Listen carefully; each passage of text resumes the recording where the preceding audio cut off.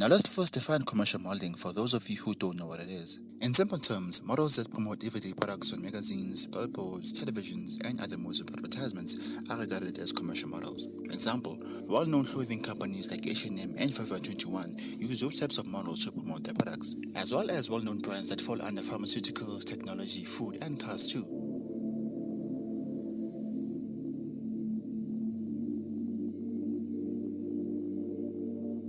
Now let's cover the requirements and see if they're strict as other modeling divisions. Now the good news is commercial modeling is not strict with its requirements. In fact, you can view commercial models as your everyday ordinary people because brands want a broader audience to relate to their advertisements. You can't be obese or too slender.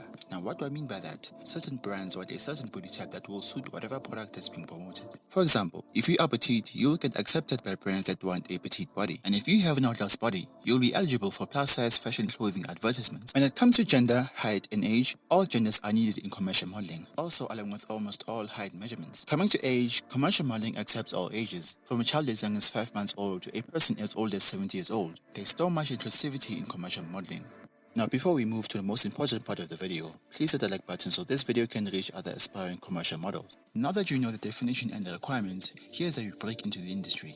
First thing you need to do is to research on agencies that are trustworthy and have a good reputation in the commercial modeling niche. You can use Google or Instagram, but beware of fake agencies that demand money up front. Once you found the agency of your choice, you can inquire and voice out any questions you have. Some agencies prefer Instagram DMs, while some agencies prefer email or phone calls, so use whatever mode of messaging. And once you're satisfied with how your agency does things in commercial modeling, you can now set up a physical and online portfolio, which means taking high quality pictures of yourself per request, depending on what the agency wants, whether it's headshots or body shots or even both. Next point. Once you've set up both your online and physical portfolio, you can now sign up.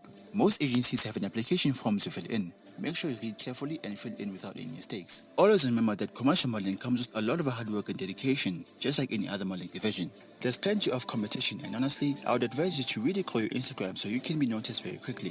And if this video was helpful to you in any way, please hit the like button. This helps this channel a lot. And if you have any questions, please comment below. I will reply to all your comments. And there's more commercial modeling videos coming up.